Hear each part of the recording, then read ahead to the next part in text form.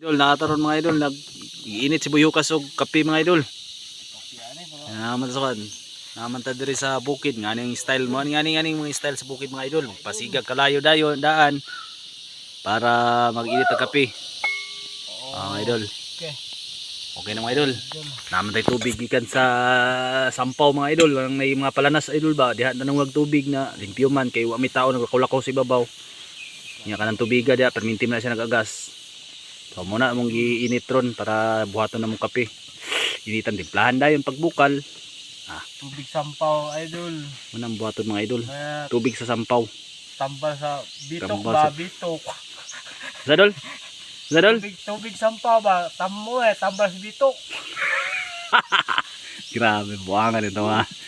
Diba ikaw Jadol, nakakaano ka dol, katawa dito si Madol. Tambal sa bitok na idol. May ni si Buyukas mga idol. Suito kayo sa pangbukid na mga diskarte, mga luto-luto. Ano yan mga idol. So maulan na mga idol. At ang ilan yung sumpay naman ng kuan mga idol na mag-inom na may kape. Salamat.